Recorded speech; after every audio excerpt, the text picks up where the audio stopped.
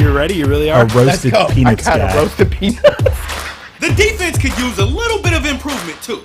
See this afro? We brought this afro out for a reason. Is it the planners? Oh, Lord help them. I'll tell you something about public schools. Now tomorrow we'll be talking about the Detroit Lions. There were penises in my math book. What's up, everybody? It's me, Qwan Young, and welcome to the Qwan Show.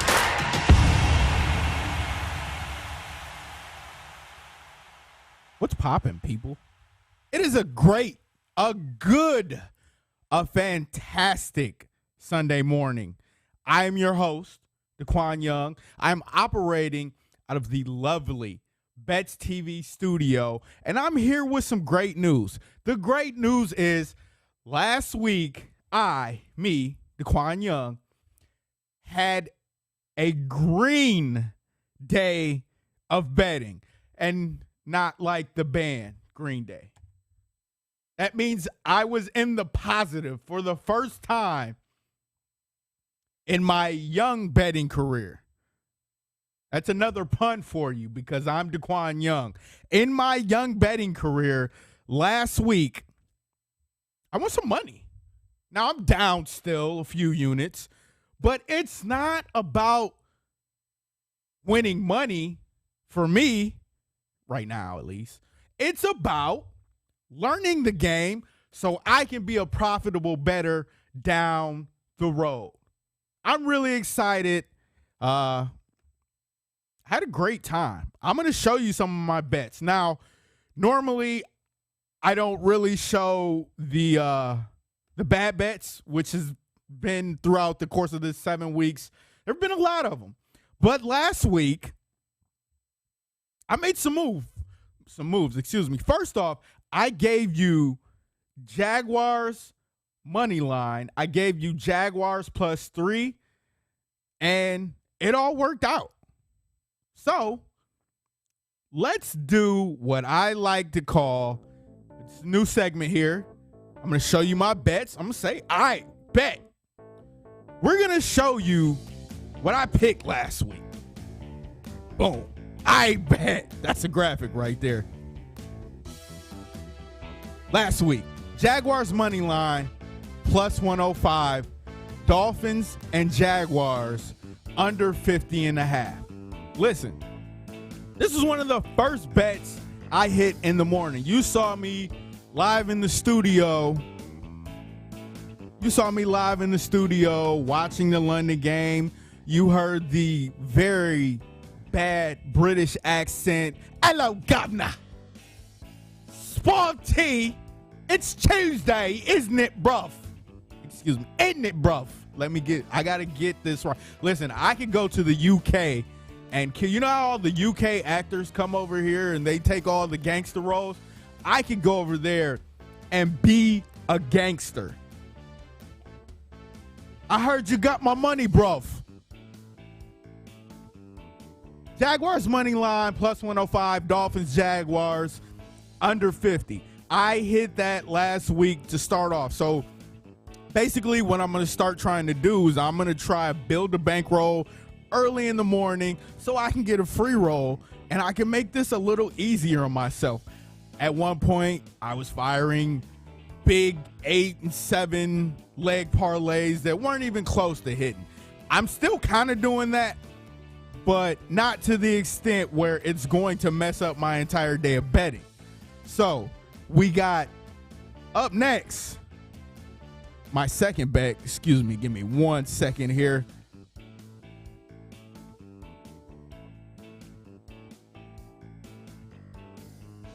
My second bet, as soon as it comes up,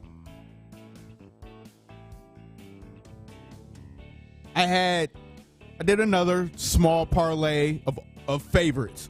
Once again, I'm trying to build that bankroll.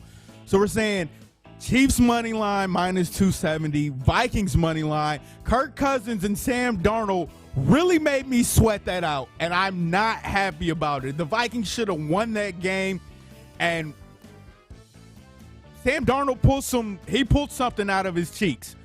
I don't know what fourth down defenses These teams are running where you run. It's cover two. It was somebody running right up the middle of the field, and that's where the hole is in cover two.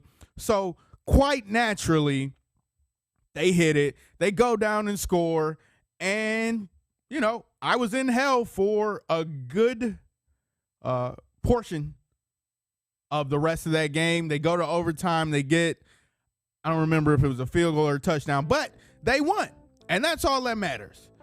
And then the Rams, they went out and they took care of business against the Giants. We'll get into the Rams a lot later in this show. I want to talk about it extensively, and you know exactly why. And then this was my money winner. This was the one that got me excited. Jaguars money line earlier in the day. Cardinals money line.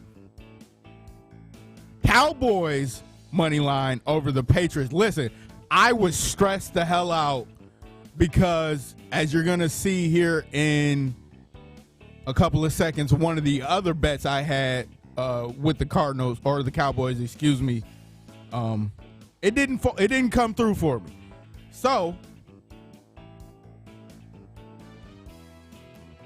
this was the one. And then the Raiders, they beat the Broncos. That wasn't really a sweat. That Cowboys game, it really had me on edge. The Trayvon Diggs interception, it was a roller coaster. But like I said, the Cardinals, they beat the Browns last week. I've been fading the Browns all season. I'm not a big Baker Mayfield lover. I did that again this week, and Dearness Johnson made me pay for it. Thanks a lot, Dearness Johnson. Case Keenum, he made me pay for it too. It's kind of hard. Like I said, I think football is a quarterback-driven league, NFL at least. NFL is a quarterback-driven league. I like to see who's starting at quarterback, what can they do, and then there are other proponents that I throw into it. And it hasn't worked out for me so far, but we're still a work in progress. And then here are my losses. My losses were really close. Close only counts in horseshoes and hand grenades. Chiefs, -6.5. That was an easy win. Vikings money line, they made me sweat. Bengals Lions under 48.5. I know that the Lions cannot score because they absolutely stink on offense. And there were a lot of callers on Last Word Cheetah and everywhere talking about, Lions against the spread. I have no idea what they're watching. They bought into the Dan Campbell tears, which, man, I'm going to tell you, I've been a Lions fan, or I was a Lions fan for a good portion of my life, and I don't care about none of that. They stink. Give me some wins, no moral victories, none of that emotional stuff. Keep all of it away from me. All of it. They stink. And I'm going to tell you they stink again tonight. Chargers +2.5. They let me down. Like, they got smoked. Absolutely smoked. And I had them here too.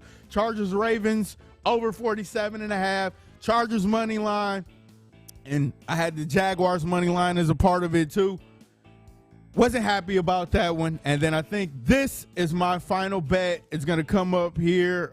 Raiders money line. Cowboys.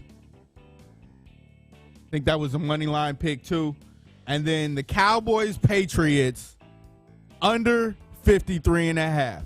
Now, I was sweating that game bigly because in the fourth quarter, Trayvon Diggs, he went all primetime on me.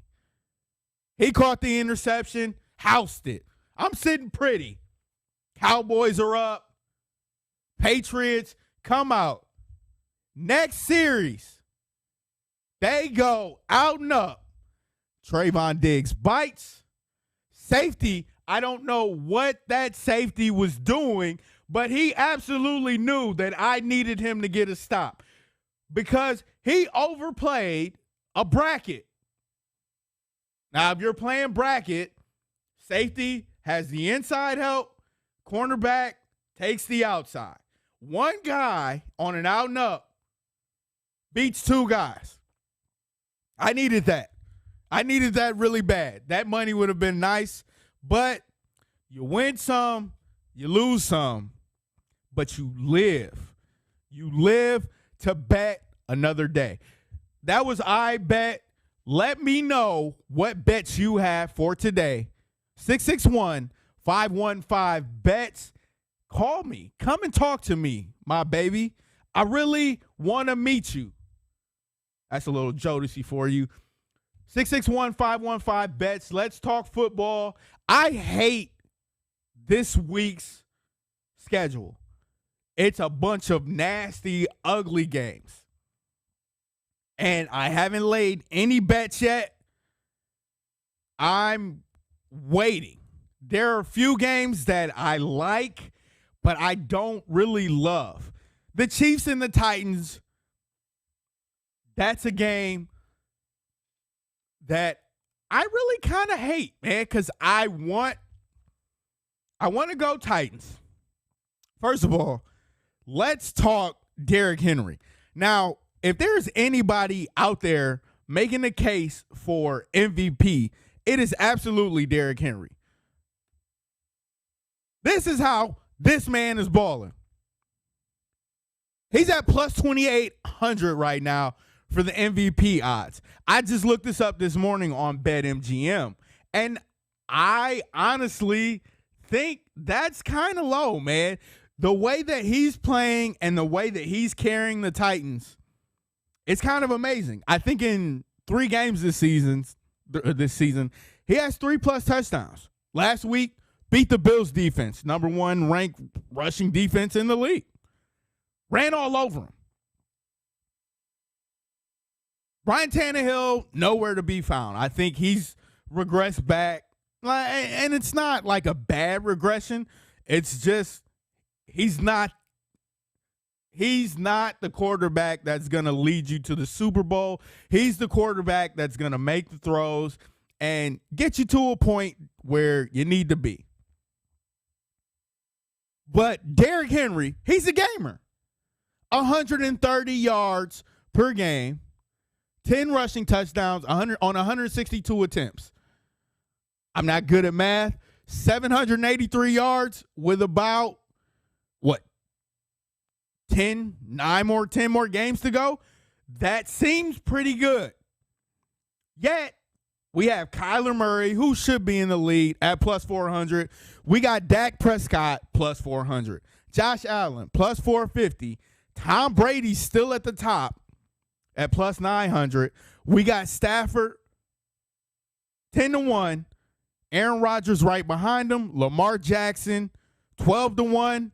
Justin Herbert 14-1. Patty Moe 16-1. And then at number 10, the 10 spot, Derrick Henry at plus 2,200. The next closest is Derek Carr. Now, it's hard for me to argue against maybe the top 5. Aaron Rodgers on a 5-game win streak. Lamar Jackson, I think what he's done this season with not just his legs, he's not having the same productive year he's having on the ground, but he's actually doing it through the air. So it's hard for me to argue that. I can't argue it at all. But Patty Moe is struggling. Justin Herbert, they just got whooped. I would like to see, once again, quarterback-driven league, I would like to see more running back love because what Derrick Henry is doing is very productive. We don't have these type of workhorses in the NFL anymore at the running back position. So last season, he had the same type of year. And he's just not getting the love. So Derrick Henry, I want to see what they do today against the Chiefs, who, man, that defense is bad. Carlos, what's up, homie? First time watching the show. I appreciate you. Scott, stop the presses. Clap, clap, clap. Yeah, that's right. You got compared to me on the Last Word Cheetah show, so you deserve it. Scott got a bet. Patriots, Packers, Panthers, Rams, first half money line parlay of the day, going for 4 Sunday money line parlay winners in a row. If you're tailing Scott, that means you've won 3 in a row, and you're doing a good job. I think Scott's pretty sharp when he does not going to happen, quarterback-driven league. Yeah, and that's exactly what I'm saying. He deserves more love for what he's doing in Tennessee. If you're tailing Scott, like I was saying, you're going for 4 money line parlays in a row. I think Scott's pretty sharp. He tends to get on my case about, my bets, but I'm coming along and nothing you can tell me. I won last week, and I'm going to win this week. In the Chiefs-Titans game, man, that defense, it's really suspect. I think the over, I saw the over at 57.5, and I kind of like that. It's tough. Let me pull up my Action Network app here and get these NFL plays. Now, the line started at -4.5, Kansas City. Now it's down to 4.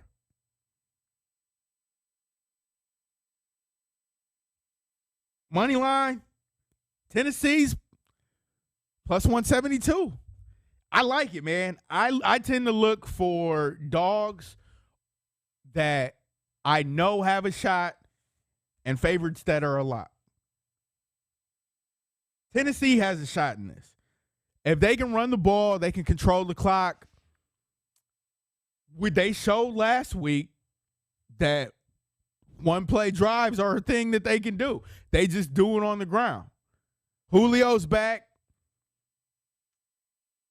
And I just don't see Kansas City stopping Derrick Henry on the run that he's having right now. If they commit 8 to the box, Derrick Henry's still good with 8 in the box. So, man, I'm going to hold on my pick for that one if you're playing sides. The Jets and the Patriots, the Jets are a bad team. This game started, it opened at +6.5. It's moved up to 7. Total's at 42.5. It's going down. There's indicators there that show me that the Jets are a bad team. I like the Patriots defense in this one. They wreaked havoc on the Jets in the first meeting. I'm going Patriots there for a side. Once again, a disclaimer, I don't like taking spreads because I'm really bad at picking spread.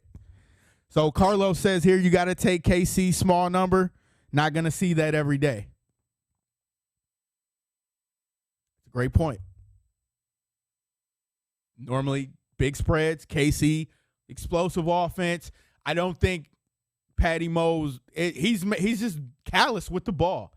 And when you do that, you put your defense in a bad situation regardless. And if you're not a good defense, that's not something positive. That's not anything that you want, no matter how explosive your offense is.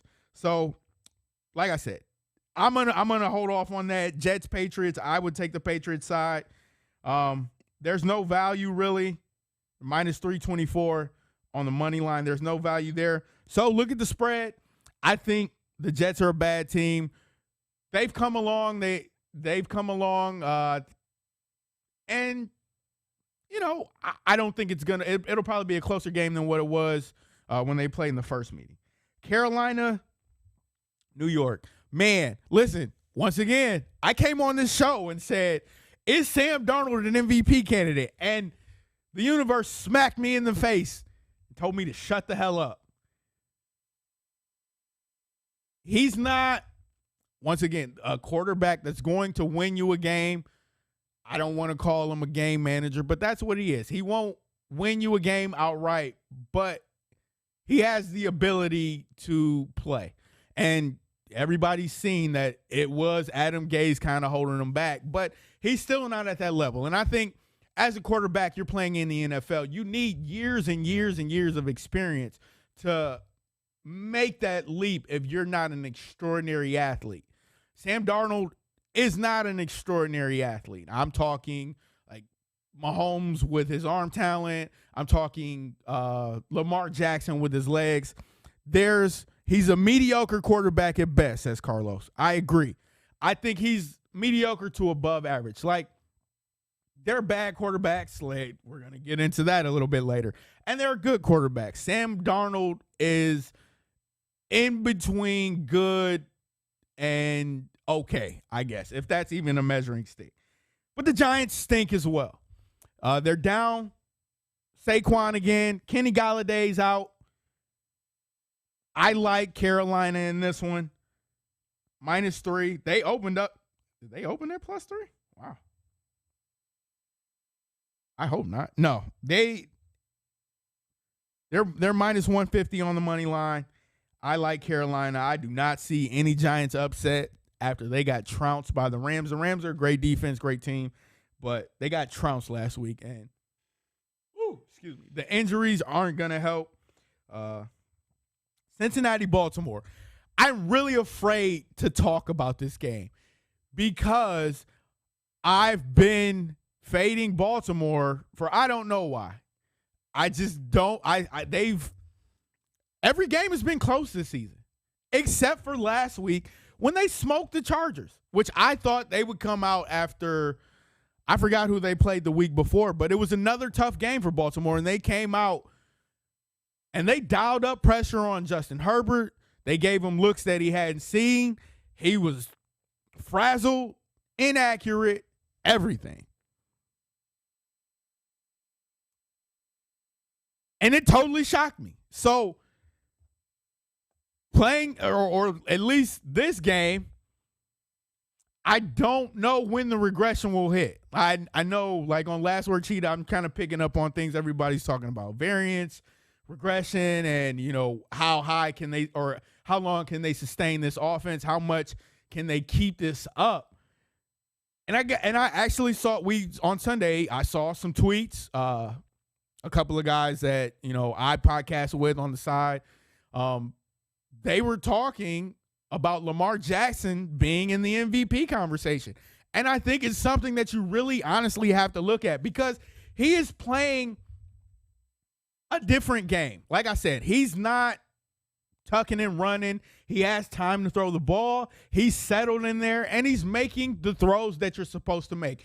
If you make Lamar Jackson beat you with his arm going into this season, that's what you would want as a defensive coordinator and something that you're scheming up.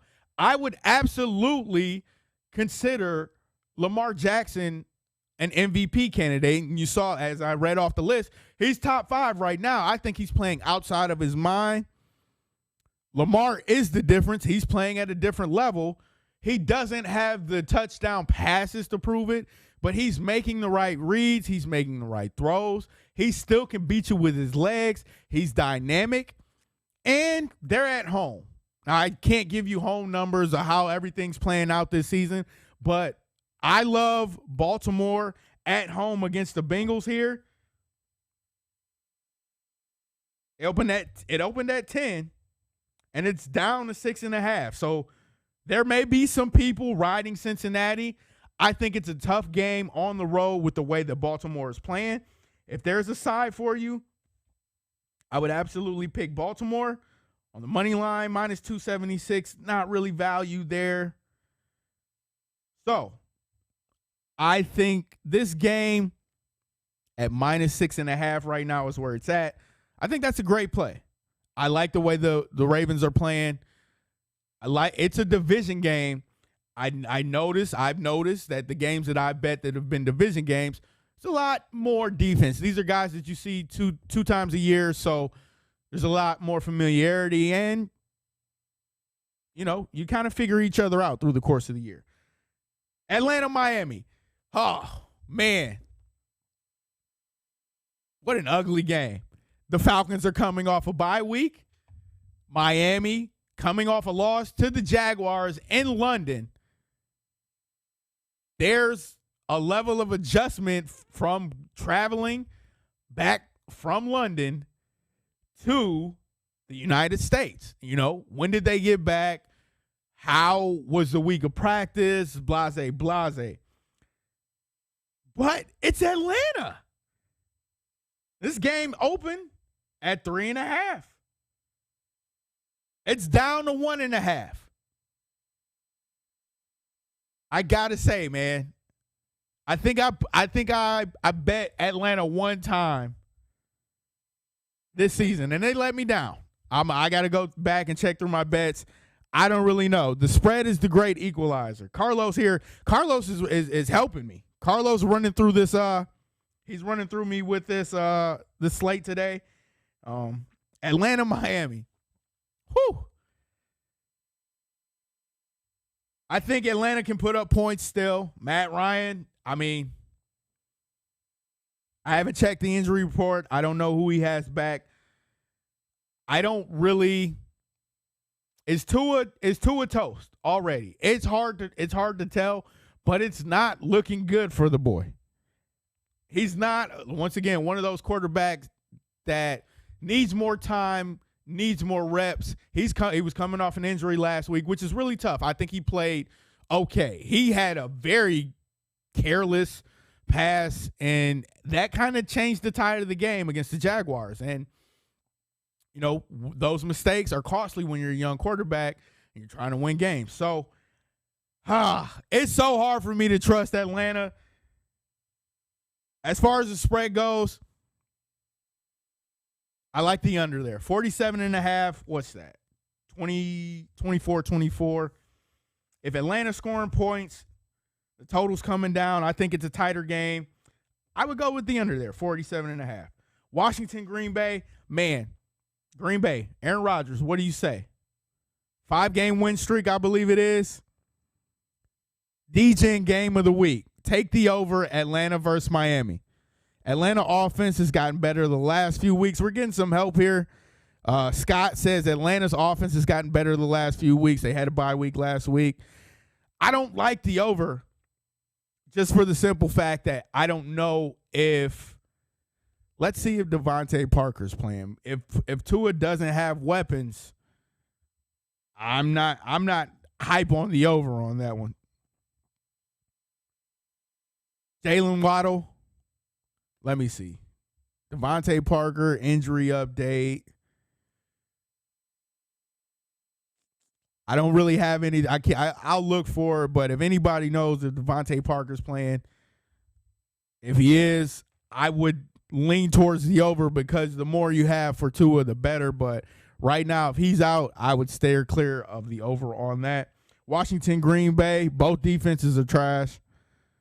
I don't know who that's for, Scott, but yeah, the Deshaun Watson rumors are cooking up.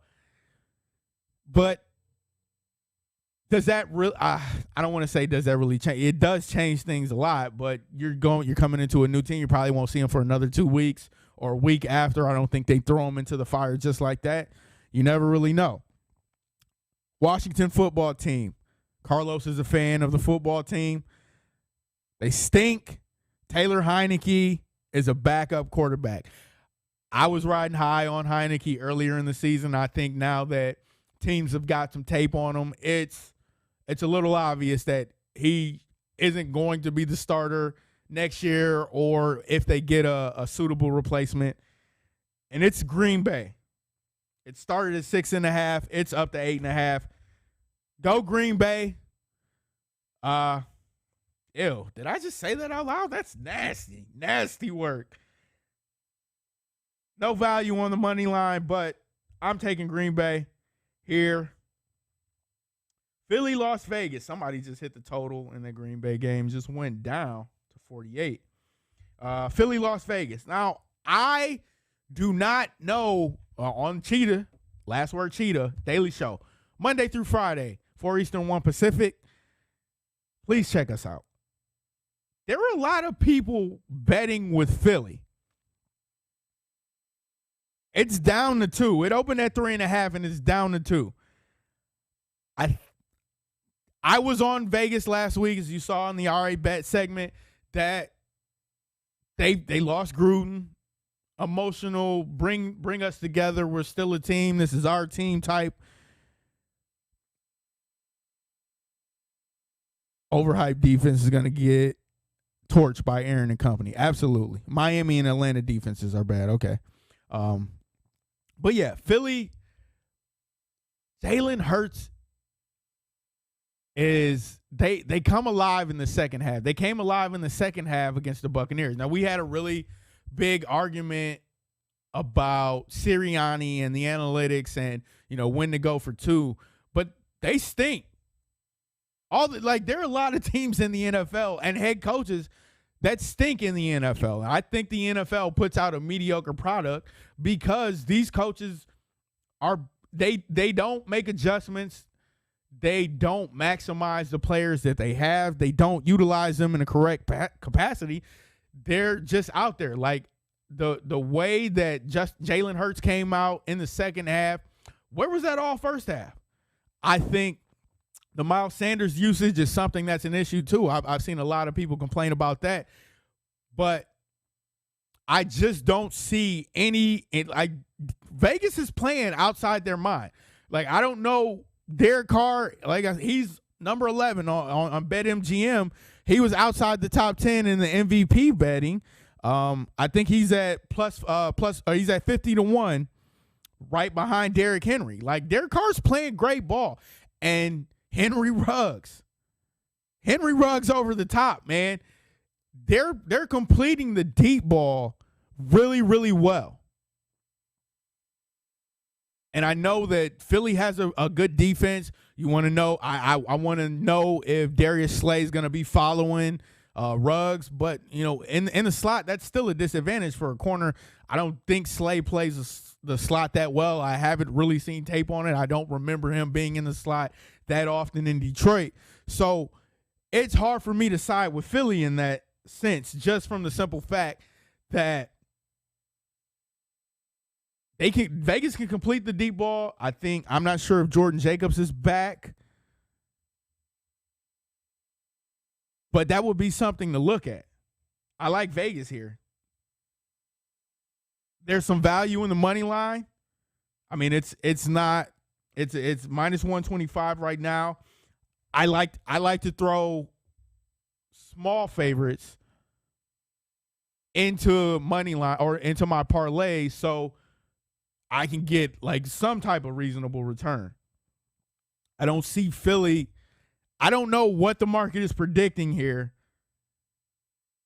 I think the total at 48.5, because Philly's going to come out and they're going to do things different in the second half. But if they're down big, if they don't come out hot, it's going to be the same old thing. You're playing from behind and you're trying to catch up. The Eagles should win, but they are so erratic.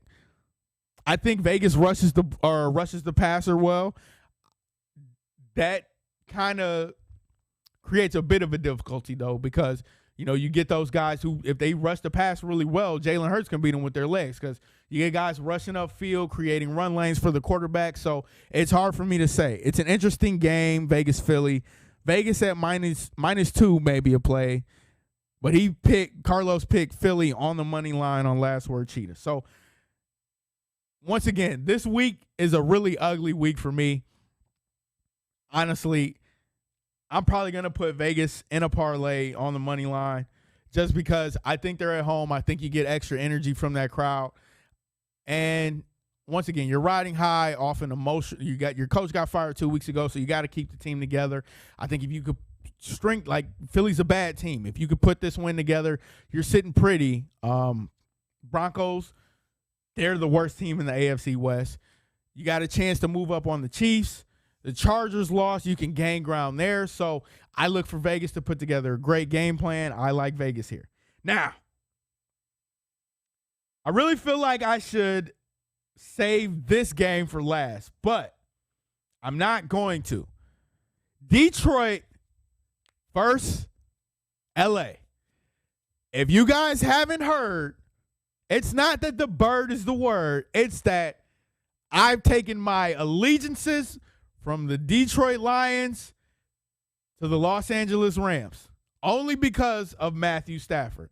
Now, everybody's trying to paint this as a Stafford revenge game, and he's played it off. Well, no, I love Detroit. I asked for my release or my trade. It was amicable.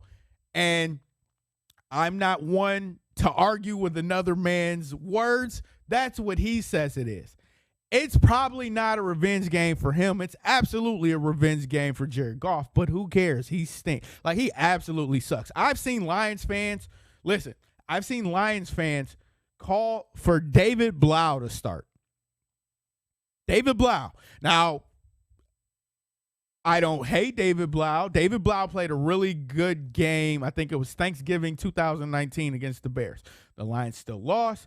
David Blau is not an NFL starter. He's a quality backup. He's a serviceable backup. Like, you don't have to completely abandon your game plan. You don't have to throw everything out the window. Like, David Blau makes some passes. His arm strength isn't there, but it's still to the point where, everything's kind of a go. If your team and its fans are calling for David Blau to start, maybe, just maybe, Scott says their Port Huron Patriots bad. I played against the Port Huron Patriots in indoor football, and that team is horrible. The Lions are horrible. I'm gonna do this real quick. I know that. Oh, I lost my connection. Hold on 1 second. We got to bring it up here. I'll need 1 quick second. 661-515-BETS. If you want to talk shop, if you want to talk your bets, if you want to talk football, call in. We got a few moments left. About 19 minutes to kick off. But listen. Like, come on, man. Look at this comparison. Now, I'm not a fool. I knew that this was a rebuild. Brad Holmes came out and said it. Dan Campbell came out and said it. In the beginning of the season, this isn't a rebuild. This is a retool. What a bunch of liars. This was absolutely a rebuild. 139 completion. All of those Jared Goff stats, that's what people said Matthew Stafford did. That's the stat pad for jokes. 7 touchdowns and 4 interceptions. Horrible. The completion percentage is high because it's check down, check down, check down. This man cannot complete a route. In the intermediate level, he can't throw the deep ball. I've barely. This is the first time in my life that I have not watched the Lions game from start to finish. I've not watched one Lions game from start to finish this season. I tune in when Scott Hansen takes us to red zone. I tune in when they're down. I think I watched the Kirk Cousins drive when they kicked the game-winning field goal. I have to say, Matthew Stafford with this Lions team would not be 0-6. There were people who were telling me, I hate to name names. I'm gonna protect names for the sake. I gotta find it. If you thought they were terrible with Stafford, this team is significantly more terrible. This was before the season started. The response was, that's your problem. You think Stafford is better than Goff, and he's not. And then he did 2 emoji exclamation points. Now you have to search deep within the iPhone emojis to pull up 2 emoji exclamation points. That means you're cognitively thinking that, wow, this point that I'm making is 100% accurate. And let me emphasize that by finding 2 emoji exclamation points. Lions fans, I would like every apology in the book for talking crazy to me about Jared Goff being a starter. And listen, I haven't always been a Matthew Stafford stan or whatever you want to call me. I can prove it. This is this is the content that I used to do. Matthew Stafford. I called him trash. Young sits down in an intimate conversation with Matthew Stafford. Matthew, thanks for sitting down with us today. We'll get right into the nitty gritty. What about all of the critics and fans and players around the league that say you're garbage? You had a tough loss in San Diego, a couple of games that you guys couldn't put together in week 2 and 3. You guys start 0-4. Will you be down in the dumps? I mean, you guys have a load of talent. Megatron, Golden Tate, the defense is amazing at times, and even, you know, with recently drafting Amir Abdullah, would you say that with everything that the Lions have been through the past couple of years, that if you don't win a Super Bowl, that it'll be a waste?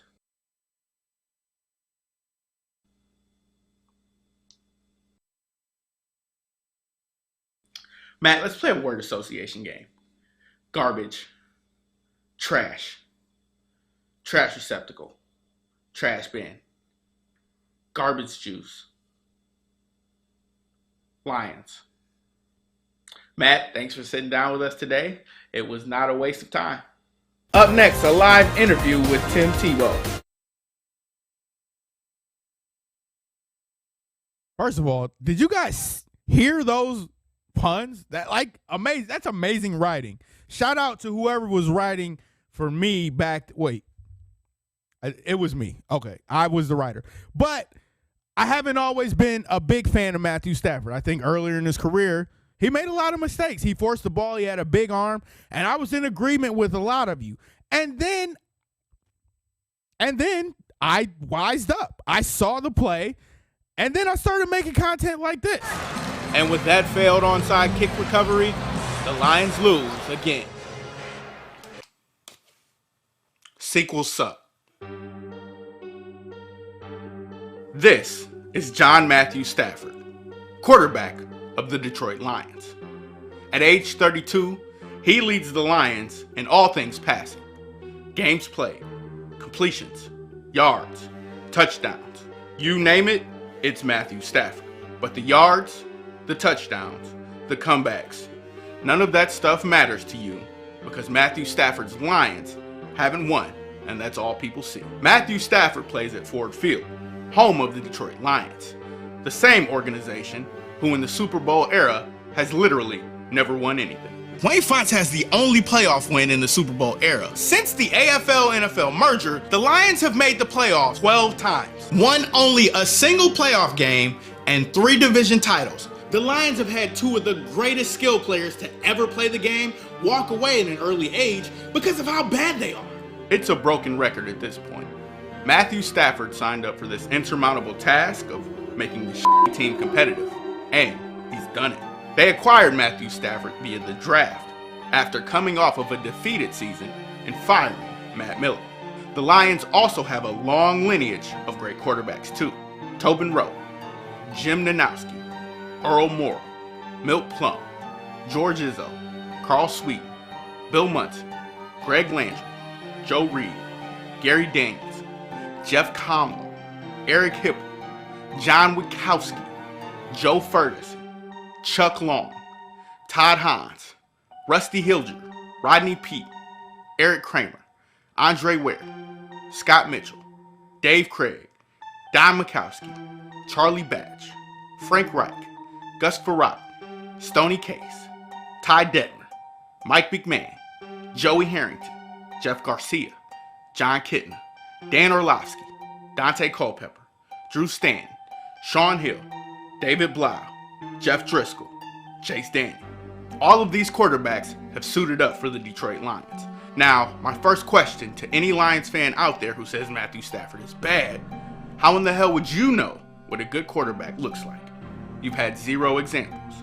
Let's talk about the failures around him. Here's the Lions rushing attack with Barry Sanders. Here's the Lions rushing attack without Barry Sanders. Any questions? What if the Lions had actually hit on a running back one time in Stafford's career?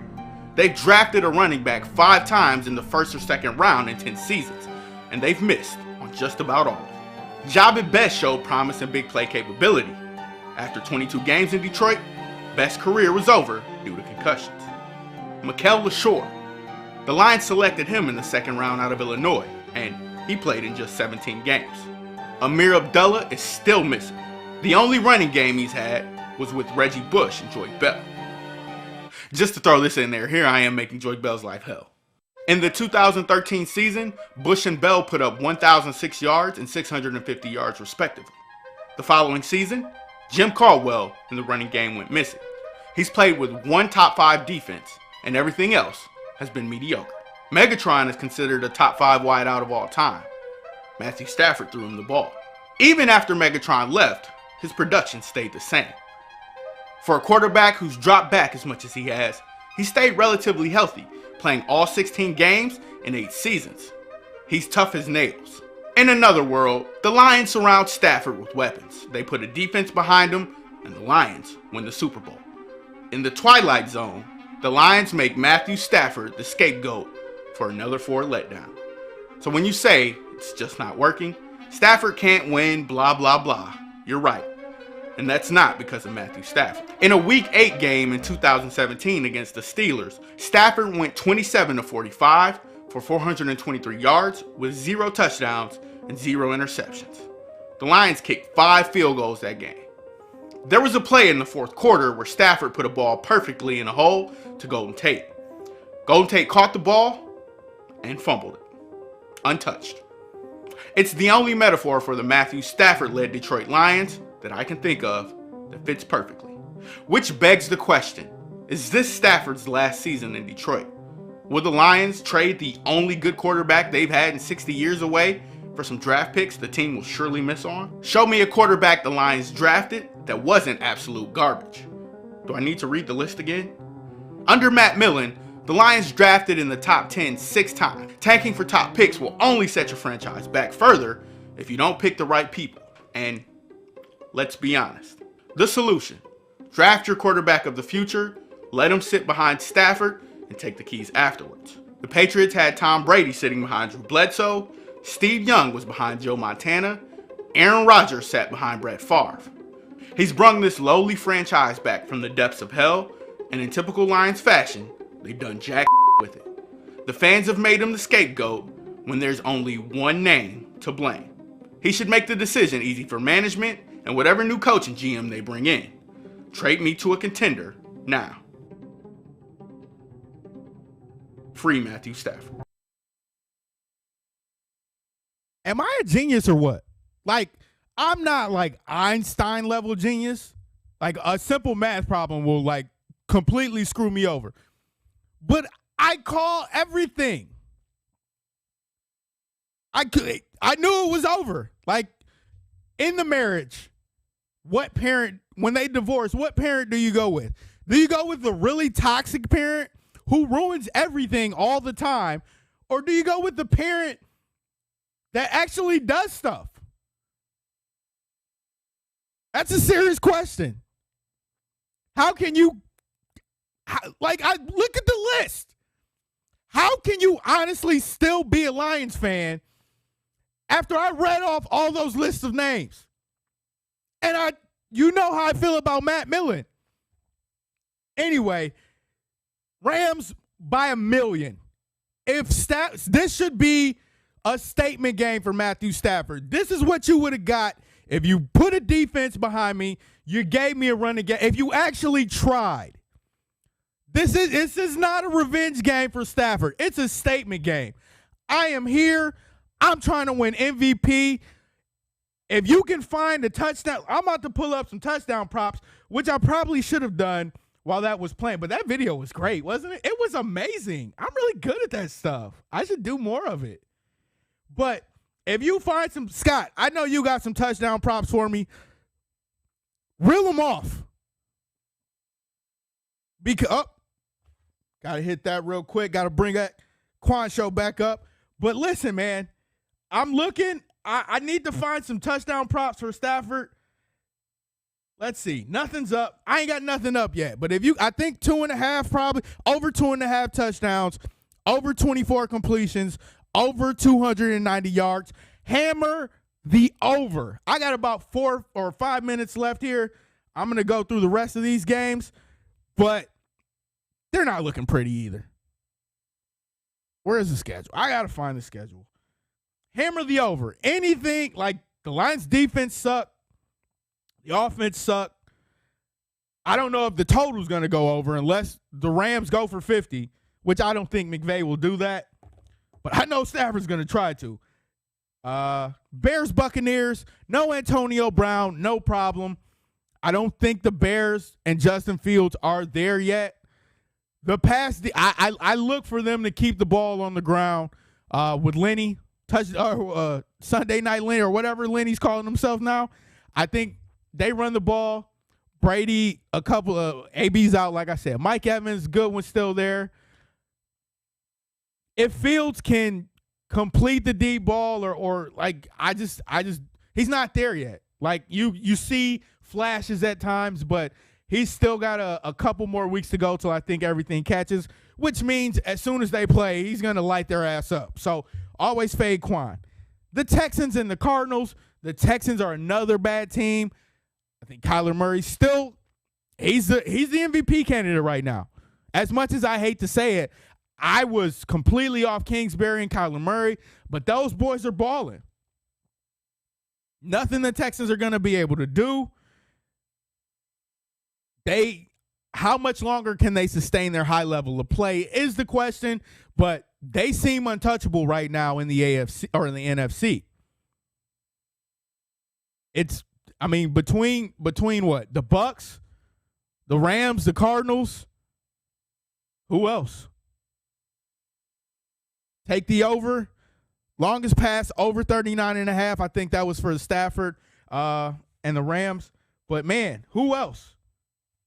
I don't know any other Green Bay's, they got a suspect secondary.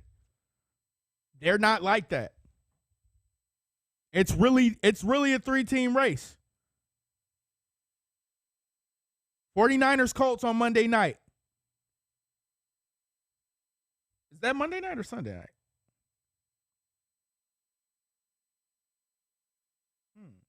Is there no Sunday night game?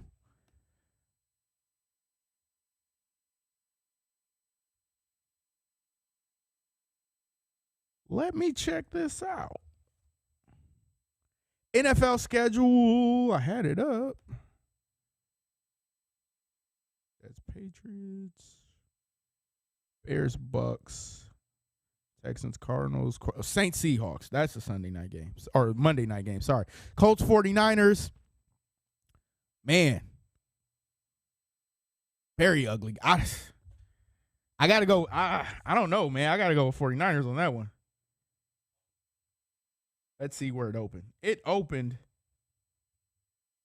4.5. It's down to 3.5. That might be something I'll throw on the money line. I'm still not. I know there are a lot of people who aren't believers in Carson Wentz. I'm one of them. But Jimmy G isn't night and day better. So if you got to, San Fran, take the points. I don't think it's a field goal game. So, yeah, San Fran, take the points.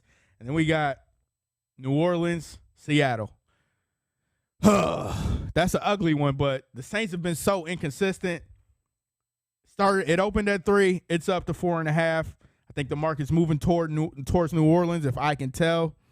Texans have been tough on the spread, though, from Scott. Not taking the points on the Texans. What's the spread in that? Yeah, 20. Listen, I hate high point spreads because, man, it's hard for me to buy into a team winning by 3 touchdowns, no matter how bad the team is. It opened at 10.5, and it's up to 20 now. I get that the Texans stink, but I would stay away from that game completely. Maybe hammer the over. Not hammer, but take the over. And then we got New Orleans, Seattle. Like I said, ugly game. Saints have been inconsistent, but I would go New Orleans. I got to get a bet in the next minute. This has been another edition of the Qwan Show. I'm finding my groove, baby. Thank you guys for tuning in. Carlos, Scott, DeCarlos Young, everybody. Thanks for tuning in. Enjoy your week of football, and I'll see you next week here on the Qwan Show, where the only way to gamble responsibly is to win.